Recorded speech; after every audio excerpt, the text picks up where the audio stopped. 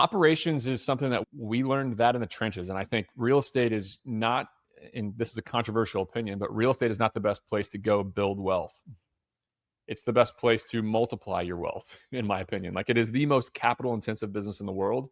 Real estate private equity is the best business in the world, in my opinion. But you have to have the fund for the GP. And if you don't have any cash, it's really, really hard to do the co-invest. It's really, really hard to find deals.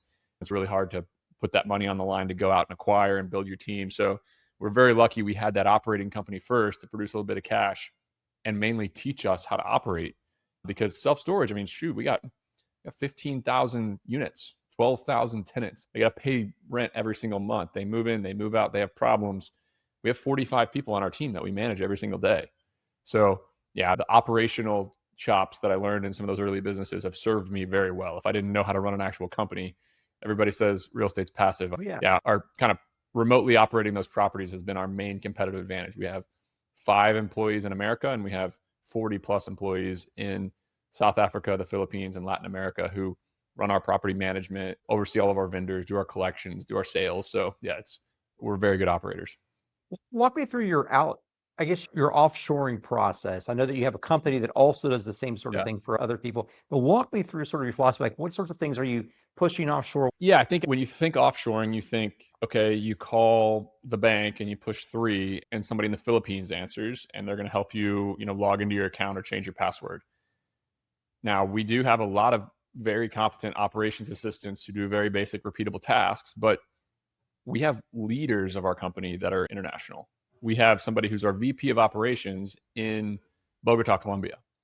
We have our head of sales in Johannesburg, South Africa. Our head of performance marketing and head of growth and helps us lease storage units there in Cape Town, South Africa. So yeah, our head of finance, our acquisitions as underwriters are in Egypt and Medellin, Colombia. So yeah, it's truly a worldwide company and not just repeatable tasks. These folks really know how to run businesses. I think that I heard at one time there were more English speakers in the country of India than in the United States. That's partly because there's 4 times as many people in India and almost everybody there speaks English. The world is truly flat today. Like, with the right technology stack, we use Slack and G Suite and Asana and all these different tools to communicate and set goals, set targets, set KPIs, and then performance manage our team to make sure that they're doing their job. If you can do that well and you can run a remote business, I have a real estate private equity company with 50 plus employees, and my overhead is 1.3 million a year.